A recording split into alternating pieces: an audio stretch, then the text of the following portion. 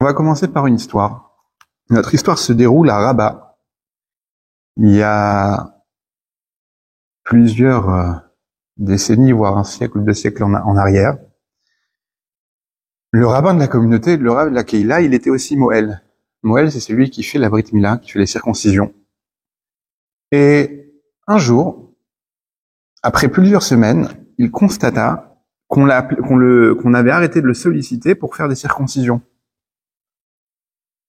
Et il dit, c'est marrant, comment ça fait que la natalité, elle s'est arrêtée d'un coup? Et ils se renseignent un petit peu, effectivement, ça faisait un beau moment que les gens, ils avaient arrêté d'avoir des enfants. Et il a commencé à s'interroger, comment c'est possible comme ça que la natalité s'arrête?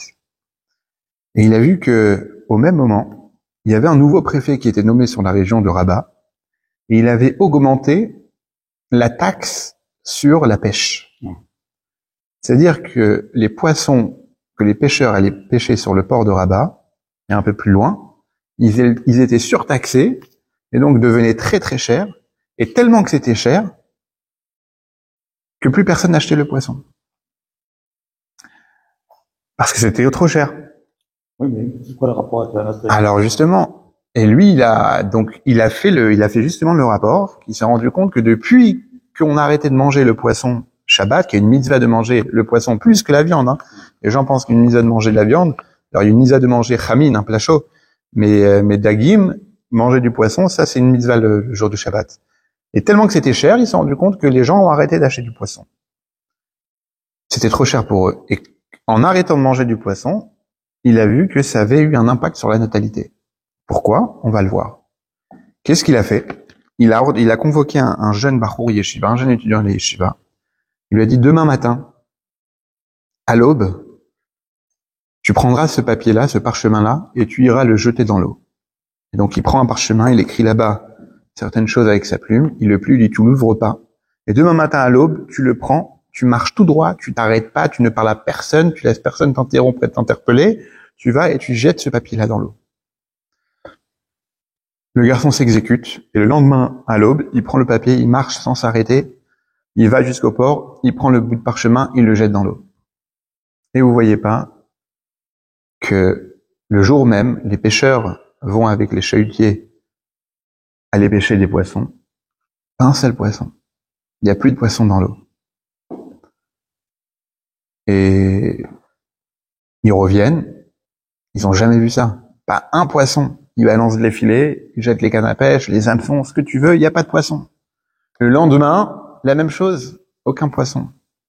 Et jusqu'à que ça arrive au palais du roi, dans le royaume, et le royaume appelle son cuisinier, son chef cuistot, le chef des cuisines, lui dit, qu'est-ce qui se passe avec ce poisson? C'est quoi ce poisson-là que tu me donnes? Il est pas frais. Et le chef des cuisines lui dit, écoutez, Sa Majesté, on a un problème, c'est que on n'a pas été livré, on n'a pas reçu les poissons. J'ai comment ça vous n'avez pas reçu les poissons? Qui ose ne pas livrer les poissons quotidiennement comme à l'accoutumée au royaume? Et on est obligé de les faire ramener d'une autre rive, et du coup, le temps qu'ils arrivent, ça prend du temps, donc le poisson que vous avez, c'est le poisson de l'avant-veille. Il dit, c'est pas possible. Il dit, si, je vous promets, les pêcheurs nous disent qu'il n'y a pas de poisson. Et le roi, il dit, mais c'est une blague. C'est-à-dire quoi qu'il n'y a plus de poisson? Il appelle donc les pêcheurs, il fait venir le syndicat, si on peut dire, des pêcheurs, et ils disent, Majesté, je vous promets, il y a un phénomène qu'on n'a jamais vu, on ne pêche aucun poisson. Et donc le roi, il dit, c'est pas possible, il y a quelqu'un qui a fait un coup de sorcellerie. Et donc il ordonne, il fait un avis à la population, en disant que celui qui arrive à trouver la raison pourquoi il n'y a plus de poisson, il aura une récompense de 10 000 dinars. Je sais pas si la somme est exacte, mais en tout cas une grande somme d'argent. Très vite, on racole partout les affiches, et il y a 2 pêcheurs qui demandent à parler au roi, et disent, nous, on a des informations là-dessus. Et je vous écoute. Il dit, on a vu, le jour où il n'y a pas eu de poisson, on a aperçu un jeune garçon de la communauté juive jeter un papier dans l'eau. Et depuis qu'il a jeté ce papier-là, à l'aube, il y avait personne dans les rues, mais le jour même, la pêche s'est arrêtée. Et donc on pense, et on est d'ailleurs persuadé qu'ils ont ensorcelé l'eau. Et donc tout de suite, le roi roi demande à aller chercher le chef de la communauté juive. Et donc le rabbin, il est convoqué. Et quand il arrive devant le roi, il dit, c'est quoi cette histoire-là? Vous avez ensorcelé les eaux du port de Rabat? Et le Rav lui dit, écoutez, Sa Majesté, la sorcellerie est interdite chez nous. Or, laissez-moi vous expliquer quelque chose. Quand Dieu il a créé le monde, tout ce qu'il a donné dans le monde est gratuit. C'est-à-dire que Dieu il a mis de l'air. L'air, quand on la respire, on ne doit pas payer, puisque Dieu il a offert à l'être humain. L'eau de la mer aussi, elle appartient à tout le monde. On paye le porteur d'eau pour le service qu'il nous rend, mais l'eau en soi, elle doit être gratuite puisqu'elle appartient à l'être humain, elle appartient à la terre entière. Et le roi il dit, mais quel rapport avec ce qui se passe aujourd'hui? Il dit qu'on paye les pêcheurs pour leur service qui nous ramènent leurs poissons. C'est une chose, il faut les payer. Mais par contre, qu'on surtaxe à plus de 100% la pêche, et donc que le poisson va coûter 10 fois son prix, c'est pas possible. Ça s'appelle voler ce que Dieu donne à l'être humain. Et il dit, mais qui a dit ça? Qui a fait ça? Il dit, figurez-vous que le nouveau préfet que vous avez nommé sur la région de Rabat, il a fait surbooster les taxes, et ça fait que on peut plus consommer des poissons. Et lui dit, et alors, pourquoi vous avez fait ça? Quel rapport maintenant avec l'eau? Quel rapport avec les poissons? Lui, vous savez, tout appartient à Dieu. Et quand Dieu il a créé le monde, à 2 reprises, Dieu il a dit, fructifiez-vous, multipliez-vous et remplissez la terre. Il a dit ça aux poissons de la mer lorsqu'il les a créés, et il a dit ça à Adam et Chava, à l'être humain. Il a dit ça, et donc, ça veut dire que quoi? Ça veut dire qu'en réalité, les deux, et le poisson et l'homme, et la fructification, les 3 sont liés. Qu'en mangeant du poisson le jour du Shabbat, à ce moment-là, c'est une ségoula pour avoir des enfants. Or, moi, je suis aussi Moël, circonciseur, et je me suis rendu compte qu'il n'y avait plus de natalité. Et quand j'ai fait mon enquête, j'ai compris que les gens avaient arrêté de manger du poisson parce que c'était trop cher. Et donc, j'ai compris que le fait qu'ils ont arrêté de manger du poisson, il n'y avait plus de bénédiction dans la natalité. Le roi qui entend ça avec beaucoup d'intérêt, il fait appel au préfet. Il lui dit, c'est vrai que vous avez surtaxé les poissons? Il lui dit oui.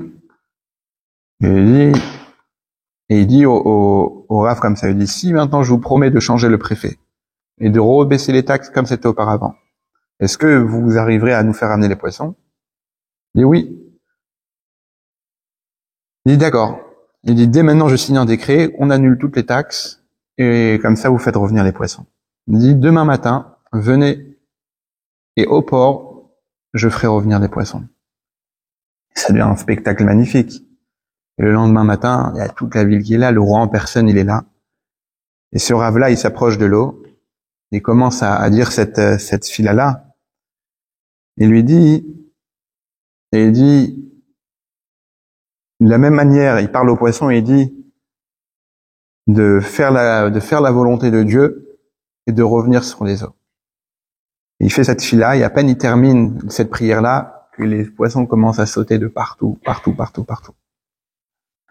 Et c'était un véritable miracle. Et comme ça, on sait tous que voilà, les Juifs, ils étaient très respectés jusqu'à aujourd'hui au Maroc. Et ça en fait gagner encore plus le respect des notables juifs et de la communauté juive de manière générale au Maroc.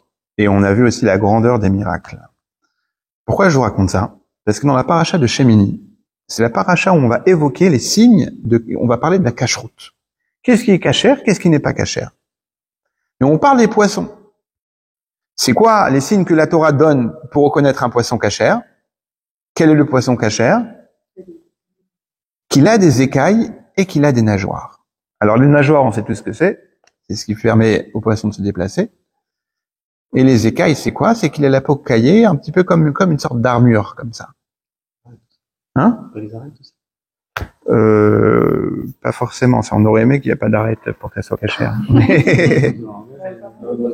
Oui, alors c'est vrai, c'est-à-dire que il y a des alors tu parles peut-être de, si je me trompe pas, l'anguille par exemple. L'anguille, elle a des mini nageoires qu'on ne voit pas, mais le fait, elle a pas d'écailles, mais il y a un autre poisson qui a des tout petits nageoires, mais le fait qu'il a pas justement d'arête, pas de colonne vertébrale, donc on ne sait pas si c'est considéré comme un reptile de la mer ou bien un poisson, tu vois. Je ne parle pas des crustacés ou autre. Oui, ça, je sais. Ça, on le sait. Et maintenant, il y a quelque chose de très intéressant. Tu veux dire quelque chose? Il y a une discussion souvent une fois sur l'espadon. Il y en a qui disent oui, non, enfin bon, voilà. On ne sait jamais. Ouais. Alors, quand on jouait au baccalauréat quand on était enfant, et qu'on arrivait à la lettre N, quel animal commence par N? Le nounours. Un oiseau. Alors, je vous écoute. Quel animal commence par N? Le narwhal. Bravo! Eh ben, vous êtes très forte, parce que j'étais parti chercher j'étais enfant, il n'y avait pas Internet, il n'y avait pas ChatGPT, il n'y avait pas Google. J'étais parti chercher dans un dictionnaire d'animaux pour chercher et le seul que j'ai trouvé, c'est un poisson qui s'appelle le narwhal. Ah ouais. Je pense pas qu'il est caché, il a une sorte de grande, elle a une grande corne comme ça. Et voilà, et la peau, elle est pas du tout, mais c'est ça. En tous les cas, voilà, c'est le seul animal, le seul poisson qui commence par N. Voilà, vous avez appris quelque chose. Il y a le merlu aussi. Le merlu, c'est avec un M. C'est vraiment niais, hein, carré. N, oui. N comme Natacha. En tous les cas. Il y a un oiseau. Il y avait, il y a près de 2000 ans, les Chachamim, les sages qui ont écrit le Talmud, ils ont dit quelque chose comme ça. Chez Yeshlo Snapir, Kaskeset Yeshlo Snapir. Yeshlo Snapir, Venlo Kaskeset. Snapir, c'est les nageoires. Kaskeset, c'est les écailles. Et les sages du Talmud nous disent comme ça. Chaque poisson qui a des écailles, il a obligatoirement des nageoires. Par contre, il y a des poissons qui ont des nageoires, mais qui n'ont pas d'écailles. Et là où tu vois que les Chachamim, les sages, ce qu'ils disent, c'est pas un calcul, c'est pas scientifique, c'est la parole divine, et donc c'est forcément scientifique, c'est qu'il y a 2000 ans, tu pouvais aller pêcher, mais tu pouvais pas explorer les profondeurs de la mer. Avec quelle assurance ils nous disent une chose pareille? Et j'ai fait ma propre recherche aujourd'hui, même ChatGPT, il confirme, ça n'existe pas un poisson qui a des écailles et qui n'a pas de nageoire. Et pourtant, cette phrase a été dite il y a 2000 ans par les Chachamim, je pense, si je me trompe pas, dans le traité Ktuvot, qui nous affirme que chaque poisson qui a des écailles, il a forcément des nageoires. Et c'est là que tu vois que c'est du roi HaKodesh, c'est l'esprit divin pour affirmer une chose pareille. Maintenant, ça c'est ce que la Torah nous dit par rapport aux poissons. Maintenant, il y a aussi des poissons qui ont des nageoires et qui ont pas d'écailles. Il y en a beaucoup d'ailleurs comme ça. Parce qu'à l'époque, il y avait déjà des filets assez perfectionnés pour aller profond. Eux, l'humain ne descendait pas Ouais. Des filets qui descendaient à 100. Non. Donc, vous savez, les poissons. Alors, j'entends ce que tu dis, mais on sait que le monde, t'as plusieurs océans. On sait que t'as des poissons dans l'océan Indien que t'aurais pas dans la Méditerranée ou autre. Donc, tu sais que les profondeurs, ils sont différentes partout. Donc, même si tu vas pêcher, t'as des spécialités, tu vois. Il y a des spécialités de poissons. Non, merci après.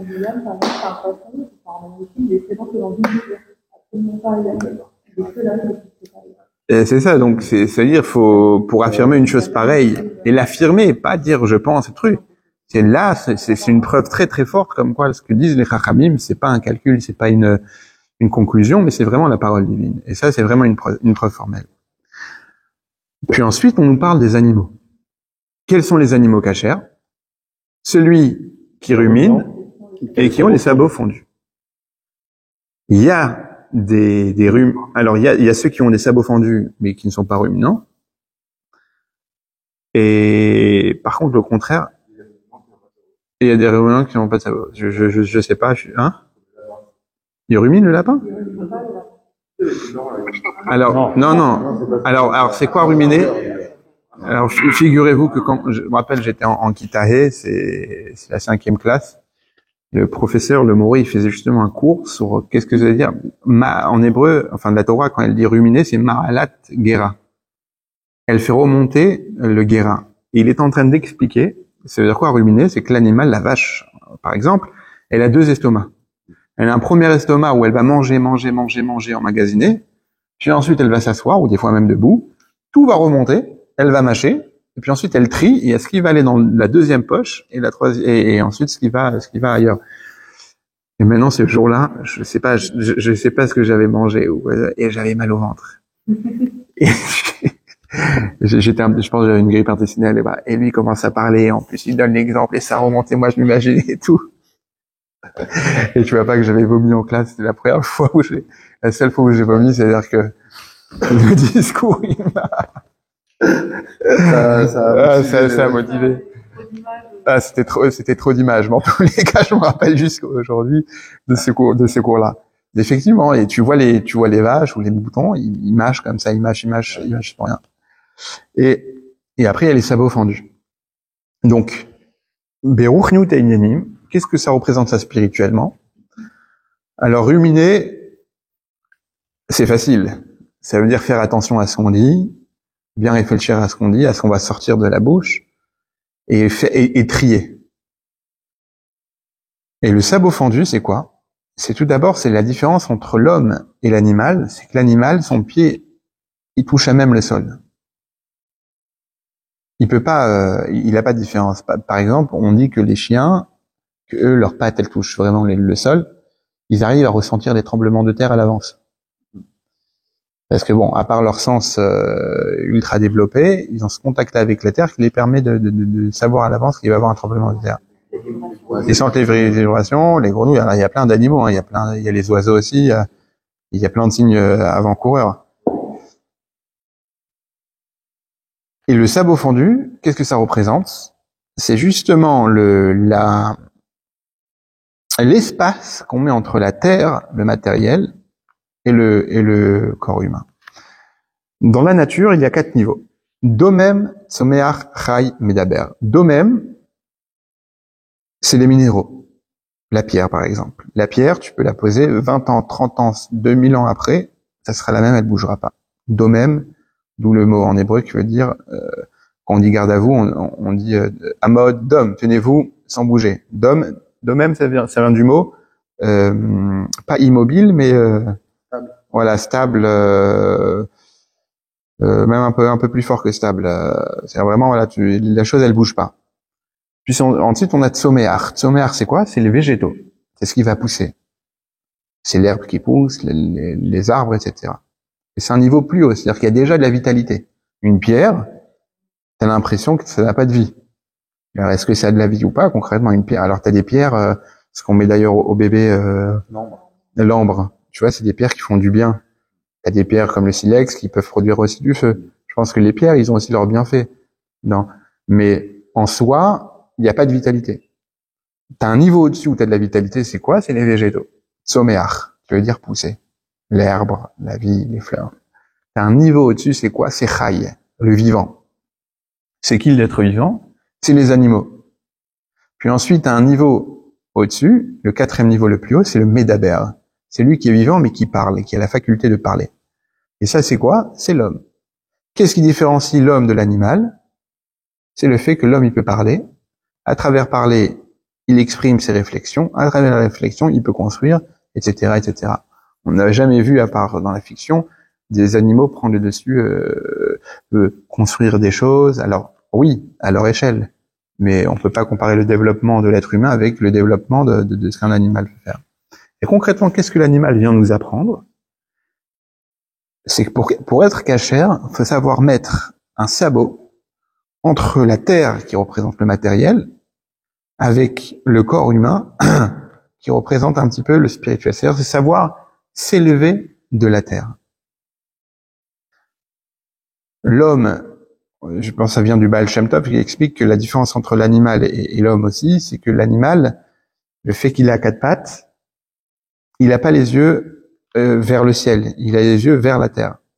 Quand il marche, il a la tête qui baisse. Alors que l'homme, quand il est debout, eh ben il peut voir, il a juste à faire comme ça, il a juste à lever les yeux même sans bouger la tête, il peut voir le ciel. Donc c'est à dire que l'homme en réalité, il est plus proche du ciel. Mais ça, c'est ce qu'on apprend aussi de cette différence-là. Par rapport à la... Maintenant, la paracha, elle s'appelle Parashat Shemini. Vayehi bayom hashmini, et ce fut le 8e jour. C'est quoi le 8e jour? Le 8e jour de Chanoukat à Mishkan, l'inauguration du Mishkan. On a parlé les semaines précédentes comment tout le peuple juif s'était mobilisé pour amener, chacun à son niveau, des troumotes, des donations, pour pouvoir construire le Mishkan, le tabernacle, qui avait pour but de faire résider la Shrina, et aussi de pardonner sur la faute du veau d'or. Une fois que le Mishkan il était monté, chaque jour, pendant 7 jours, on apportait une offrande pour l'inaugurer. Or, pendant ces 7 jours-là, le feu ne descendait pas. Et donc, les Juifs se sont inquiétés un petit peu, en se disant, nous on approche des offrandes, mais le feu qui doit venir consumer les offrandes descend du ciel, il vient pas. Et donc la paracha elle commence en disant, Vayehi bayom hashmini, et ce fut le 8e jour. Moshe, il appelle Aaron, son frère, qui est le grand prêtre, lui dit, Krav el ha-mizbeach, approche-toi du mizbeach, et donne-toi ton korban. Rashi il explique, il dit, pourquoi il lui dit, approche-toi du mizbeach? Il aurait dû dire, va donner ton korban, va donner ton offrande, comme tous les autres Nessiim, les chefs de tribu ont fait. Ce qui va se passer, c'est que ce jour-là, le feu, il va descendre pour consumer. Rashi il explique, il dit comme ça, que Aaron, il avait honte. Il avait honte de donner il avait honte de donner le korban. Il avait honte de servir dans le Mishkan. Pourquoi? Parce qu'il culpabilisait sur le fait qu'il a participé à la faute du veau d'or. Maintenant, on va parler là-dessus. Pourquoi Moshe dit Krav? Krav, ça veut dire s'approcher. D'ailleurs, Krav Maga, ça veut dire s'approcher et contact. Maga, c'est le contact. Et Krav, c'est rapprocher. Donc, contact rapproché, combat rapproché. Krav, ça vient du mot Karov, qui veut dire rapprocher. Et Korbanot, dans le mot Korbanot, on retrouve aussi Krav, qui veut dire approcher un Korban. Et qu'à travers le Korban, on se rapproche de Dieu. Aaron, pourquoi il culpabilise? Qu'est-ce qui s'est passé avant le veau d'or? Les Juifs voyaient que Moshe Rabbeinu ne descendait pas du ciel. Le Satan, il leur a montré dans le ciel des anges qui portaient un lit. Ils se sont dit, c'est Moshe Rabbeinu qui est mort. Et ils commencent à dire, il nous faut un nouveau guide. Ils vont vers Chour. Et lui, il s'oppose à ça. Il lui dit, dis-nous comment faire. Ils s'opposent, qu'est-ce qu'ils font? Ils l'ont tué. Il y a quelque chose de très intéressant, c'est qu'après ils vont voir Aaron. Et ils disent à Aaron, dis-nous comment on fait. Donne-nous conseil pour avoir un nouveau guide. Et il écrit qu'à ce moment-là, Mizvoach Chour, c'est-à-dire qu'à ce moment-là, Aaron, il a vu Chour qui s'est fait tuer. Et Aaron, dans sa tête, il s'est dit comme ça. Il y a une halakha, une loi qui dit, celui qui tue un prophète, ou bien un Kohen Gadol, un grand prêtre, il n'a pas de takana, il n'a pas de tikkun, c'est-à-dire qu'il n'a pas de réparation. Tu peux pas faire tes chouvas là-dessus. Et Aaron, à ce moment-là, il aurait pu faire Messirut Nefesh. Messirut Nefesh, c'est-à-dire l'abnégation de sang en disant, non, je veux pas trahir Moshe Rabbeinu, vous voulez me tuer, tuez-moi. Or, Aaron, il s'est dit, s'il me tue à moi, alors que Dieu m'a déjà promu comme Kohen Gadol, ils pourront pas faire tes chouvas. Alors que si moi je leur donne conseil de faire un veau d'or ou autre chose, ils savaient pas encore ce qui allait sortir, ils pourront toujours faire teshuva. Et qu'est-ce qu'il fait? Il a une idée, il leur dit, allez prendre les bijoux de vos femmes. Et lui, comme on l'a déjà évoqué plusieurs fois, il s'est dit, les femmes voudront pas donner leurs bijoux, il va gagner du temps le temps que Moshe Rabbeinu y descende, parce qu'il savait qu'il s'était trompé sur le compte. Ils arrivent chez leurs femmes, et les femmes, bien sûr, elles s'opposent. Elles disent non, on veut pas donner nos bijoux, encore moins pour le jeter dans un feu, pour en faire un veau d'or. Il est écrit qu'ils ont arraché. Ils leur ont arraché de force leurs boucles d'oreilles et autres. C'est-à-dire, vous savez, des fois, quand on est pris dans l'euphorie de la faute, il y a une telle excitation, il y a une telle adrénaline qu'on veut qu'il n'y a rien qui nous empêche. On veut écraser tout ce qui se passe sur nos chemins. Ils étaient pris par cette euphorie-là. ils ont pris de force. Ils ont jeté, donc ils ont fait un feu, ils ont jeté les bijoux dans ce feu-là. Il y a eu ce Michala qui a pris cette plaque-là à l'échor, la plaque que Moshe Rabbeinu, une plaque en bois, il avait écrit à l'échor monte taureau, qu'il avait jeté dans le fleuve pour faire remonter les ossements de Yosef qui est comparé au taureau. Il a pris, Micha, il l'a jeté dans le feu et ça fait sortir à l'échor, monte taureau, ça fait sortir un veau en or. Ce qu'on a donc. Oui. Excusez-moi, il me semble que Rachi, il a dit que les femmes, elles n'ont pas voulu donner leurs bijoux en or et que les hommes, ils avaient eux des anneaux en or et tout, qu'ils avaient récupéré des Égyptiens, qu'ils ont utilisé ça et que les femmes, elles ont gardé leurs bijoux et qu'après l'or, il a servi pour le Mishkan. Alors, l'or des femmes, c'est pas de l'or des femmes qui a servi pour le Mishkan, c'est le cuivre. Le fameux miroir, le cuivre qu'ils utilisaient pour faire leur miroir. Par rapport aux bijoux des femmes, comme on l'a évoqué, les femmes ne l'ont pas voulu donner. Mais comme Aaron avait dit de prendre les bijoux des femmes, donc pour eux, il fallait passer par cette étape-là. Parce qu'eux, ils sont partis demander conseil à Aaron. C'est ça le paradoxe de la faute. C'est-à-dire qu'on sait que c'est interdit, mais on va toujours prendre conseil, quand même, chez le grand, chez le sage. La Gemara, elle dit comme ça, Ganva Puma de Martarta, Rachamana Karia. Le voleur, pendant qu'il commet son effraction, il implore Dieu de ne pas se faire attraper. Et c'est vrai. Pareil, quand t'es à l'école et tu triches pendant le contrôle, tu dis Dieu, je t'en supplie qu'on m'attrape pas ou autre chose. C'est-à-dire, tu commets une effraction, mais donc c'est le paradoxe même de la faute. Donc pour répondre à votre question, ils ont pris aussi leur propre bijoux à eux. Mais puisqu'Aaron, il avait dit qu'il fallait qu'ils prennent Nizme Azav de leur femme, l'or de leur femme, donc ils leur ont pris de force. Et donc il y a le veau d'or qui est sorti. Quand Dieu il a demandé de construire le Mishkan et d'approcher des corbanotes, c'était en grande partie pour se faire pardonner sur la faute du veau d'or. Et quand ça arrive au tour de Aaron d'approcher le korban, et c'est le début de notre paracha, Aaron il a peur. Aaron il a honte, pardon. Il dit mais comment moi je peux rentrer dans le Mishkan, dans le tabernacle pour approcher un korban alors que non seulement j'ai fait partie, mais j'ai même initié la chose. Alors on vient d'expliquer que son initiative en réalité elle était justement pour protéger le peuple juif pour qu'il puisse demander pardon. Et c'est ça en réalité ce que Moshe lui dit. Grave est la misbéach, approche du misbéach. Et Moshe à ce moment-là lui dit justement, parce que toi t'as fait partie de cette faute-là, et parce que tu avais une bonne intention aussi, toi tu dois montrer à tout le monde l'exemple, comment on peut se faire pardonner, comment Dieu il accepte le pardon quand le pardon il est fait avec sincérité. Et donc Aaron, il accepte. Moshe rentre avec lui. Aaron approche son offrande. Et là, le feu descend du ciel. Et le peuple juif entier, il a vu comment Dieu, il a agréé ou agrégé l'offrande de Aaron et que le pardon avait commencé. Et pourquoi c'était Et ça, c'était le 8e jour. Vayehi bayom hashmini, et ce fut le 8e jour. Pourquoi ça s'est passé le 8e jour et pas un autre jour? On sait tous que le chiffre 8 représente l'infini. Le chiffre 8 représente aussi le surnaturel.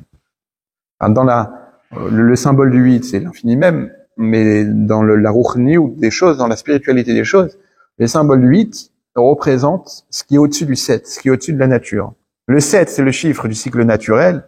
Il y a 7 jours de la semaine, il y a 7 notes musicaux, il y a, qu'est-ce qu'il y a encore comme 7 il y a une troisième chose. Il y a les 7 firmaments entre le ciel et la terre. Et le 8, ça représente quoi? Ce qui est au-dessus du cycle naturel. Hanouka, c'est 8 jours. Mashiach, on dit aussi que il est comparé au chiffre 8. Le 8, c'est le surnaturel. Et ça s'est passé justement le 8e jour pour montrer que quand tu vois dans la chose naturelle des choses, t'as fauté, tu peux dire, il a fauté, on pardonne une fois. On pardonne 2 fois. Mais de là à fauter, que Dieu il repardonne, il pardonne encore, c'est trop. Et pourtant, la force de Dieu, c'est qu'il est infini.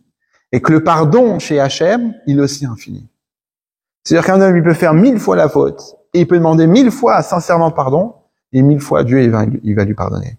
Et c'est pour ça que Moshe, il a choisi Aaron, tout d'abord parce que c'était lui le grand prêtre, mais il lui dit, grave, approche-toi. Il lui dit, c'est justement toi, n'aie pas honte, parce que c'est toi justement qui va devenir le symbole qu'on peut lui demander pardon, et que Dieu, il est infini dans sa clémence pour accorder le pardon, peu importe le nombre de fois qu'on commet des fautes. Ça, c'est le Vayhi Bayam Hashmini, ça c'est pour parler un petit peu de la paracha même. Concrètement, on parle de la faute du veau d'or. La faute, elle s'est passée avant que les Juifs, ils avaient la Torah. Et donc, ils avaient plein de lois qu'ils ne respectaient pas. Notamment, il y avait la loi de la pureté familiale. Il est écrit que Bahou les Mishpechotam, ils ont pleuré sur leur famille. Rachid explique, c'est-à-dire quoi qu'ils ont pleuré sur leur famille quand ils ont reçu la Torah. Bahou aliske Mishpachot, ils ont pleuré sur tous les halachot, toutes les lois qui concernent la famille, qu'on peut pas se marier avec sa sœur, etc., qu'il faut que le mariage, il doit se passer avant de vivre avec une femme, il faut passer par 3 étapes, donner de l'argent à travers la bague, faire une ketouva et s'unifier avec elle. Donc quand ils ont vu toutes ces lois-là, ils ont dit mais on pourra plus faire, on n'est plus libre en réalité. Pareil, ils ont eu les lois de la cacheroute, ils ont eu tout. Et d'ailleurs c'est pour ça que jusqu'à aujourd'hui, je l'avais déjà évoqué, mais jusqu'à aujourd'hui, le mariage, ça se fait toujours dans la dureté. C'est-à-dire que déjà pour trouver un parti, c'est compliqué. Une fois qu'on le trouve, c'est compliqué aussi, la relation. Et quand on veut se marier, alors là, on passe à une étape ultime où il y a les familles qui se mêlent et tu veux prendre tel traiteur, tel ça, et ça fait des histoires et lui, il veut dire, je vais pas venir au mariage, j'arrête, je donne plus rien. Ça fait des gros problèmes. D'un autre côté, on a une autre mitzvah, qui est la mitzvah de la Brit Mila, la circoncision, qui elle, une femme pendant 9 mois, elle a porté le bébé, elle a nourri, elle a fait attention, elle accouche, elle donne naissance avec une si grande souffrance. On lui dit, ce bébé-là, dans 8 jours, on va lui faire la Brit Mila. On va lui couper le prépuce. Non, naturellement, tu dois dire, attends, oh, c'est mon bébé, etc. Je vais pas lui faire de mal, il mérite pas pourquoi tu veux, faut pas qu'il pleure. Je veux pas qu'il ait mal. Et pourtant, toutes les femmes, elles acceptent à l'unanimité de faire la Brit Mila. C'est quoi la différence? C'est que la Brit Mila, quand les Juifs ont reçu la mitzvah de la Brit Mila, et le premier Juif, Abraham, il a accepté avec joie. Vayomer ineni, il a dit, je suis présent, je suis là, il faut faire la Brit Mila, je l'ai fait. Quand il a fait à Yitzhak, je l'ai fait, y a pas de problème. Quand Yoshua, il a fait la Brit Mila, quand les Juifs qui sont sortis d'Égypte, ils ont fait la Brit Mila, ils l'ont fait tout de suite sans réfléchir. Quand Yoshua, il a fait la Brit Mila à tout le monde avant d'entrer en Eretz Israël, ils l'ont fait sans réfléchir, ils l'ont fait avec joie. Les mitzvot, les lois que nos ancêtres ont acceptées sur eux avec joie, jusqu'à aujourd'hui, on les fait sans problème avec joie. Or, les mitzvot, en l'occurrence, la mitzvah du mariage, qui ont été acceptées avec des pleurs, comme la Torah dit, Bahou les mishpechotam, ils ont pleuré sur les lois du mariage tellement que c'était compliqué pour eux. Jusqu'à aujourd'hui, on pleure pour les mariages. C'est compliqué. Il y a un ami à moi, il est rabbin Aubervilliers. On était ensemble au Kinoussa Shluchim, à la conférence à New York des Shluchim, des émissaires du Rabbi à travers le monde. On était assis ensemble dans le bus, et on était ensemble à l'Yeshiva. Et il m'a dit, alors on parlait, il est plus jeune que moi, donc il s'est marié après, je connaissais sa belle famille parce que, il s'est marié avec une femme américaine, je connaissais sa belle famille parce que quand j'étais étudiant et j'allais dormir, on allait pour les fêtes de Tishri chez le Rabbi, les familles de Crown Heights, qui est le quartier où il y a la choule du Rabbi, ils invitent tout le monde, gracieusement, tu vois. Ils nous invitaient. Et moi, j'étais chez sa belle famille à lui. Et donc on dormait en Amérique, ça s'appelle le basement. C'est-à-dire c'est pas vraiment le sous-sol, c'est une sorte de rez-de-jardin comme ça. Et je me rappelle que le paradoxe américain, c'est qu'ils mangent tout et n'importe quoi. Et par contre, tu mets un petit peu trop de papier de toilette dans les toilettes, ça se bouche. Ils ont des canalisations ultra faibles. Ah ouais. Et les Français, ils sont pas habitués à ça. Et donc, je me rappelle qu'il y avait quelqu'un qui a peut-être mis un sopalin ou quoi, et il avait fait boucher les toilettes. Et comme on était au sol, ça avait fait une inondation des égouts. Il y avait tout ça d'eau. Et ils ont dû ramener un camion pour aspirer toute l'eau. Et ce qui est dingue, c'est qu'ils nous ont rien dit, tu vois. La famille aurait pu s'énerver en disant, allez, vous partez, allez trouver ailleurs, vous allez... Le jour même, ils ont payé, ça coûte cher, faire intervenir un camion qui vient aspirer, ils ont payé, ils ont rien demandé, rien du tout. Et ils nous ont même, on revenait 2 jours après, on revenait de Taloucha. C'est-à-dire qu'on avait marché le jour de Simchat Torah pendant 2, 3, 4 heures, des fois 5 heures pour aller dans des synagogues à travers New York pour danser, etc., ramener de la joie. On était revenus. Je rappelle que la famille nous a dit, mais venez manger, etc. On était plusieurs, il y avait une table de roi. Et lui, et cet ami-là d'Aubervilliers, il s'est marié avec cette famille-là, et je lui ai raconté cette histoire-là. Bon, il y avait le garçon de cette famille-là, il était aussi à la yeshiva avec moi. Il était plus grand, mais il avait étudié à Toronto. Et dans la nuit, il venait en cachette dans notre chambre pour étudier avec un autre. Et quand le surveillant il passait dans les chambres, il se cachait dans l'armoire de notre chambre pour pas se faire attraper. Le problème, c'est qu'il était un petit peu, il était bien important. Et donc l'armoire, elle se fermait pas. Et il s'est fait attraper comme ça. Mais c'était marrant, voilà, parce qu'il faisait pour étudier. Donc même le surveillant, il avait rigolé. Et tout ça pour vous dire que cet ami-là, alors on était ensemble dans le truc, on parlait, il venait se marier, on parlait du mariage, etc. Il m'a dit qu'il avait vu une lettre du rabbi, où quelqu'un demande au rabbi, il se plaint qu'il a des problèmes, dans sa vie depuis qu'il s'est marié. Alors pas forcément des problèmes avec son épouse, mais des problèmes, des difficultés qu'il rencontre. Et le sens de la réponse de la lettre du rabbi, j'ai pas les mots exacts parce que je l'ai pas lu la lettre, mais le sens c'était que, étant donné que le mariage s'est passé facilement, qu'il n'y a pas eu des souffrances, les difficultés qu'on rencontre habituellement, donc les difficultés, ils sont venues chez lui après le mariage.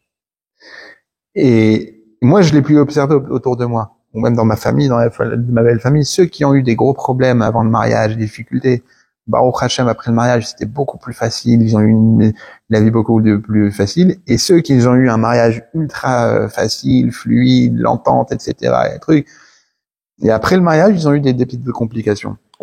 Et tout ça parce que nos ancêtres, ils ont pleuré au moment du mariage.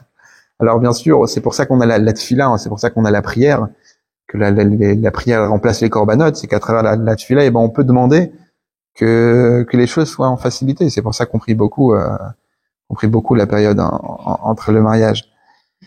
Et pour la petite histoire, mais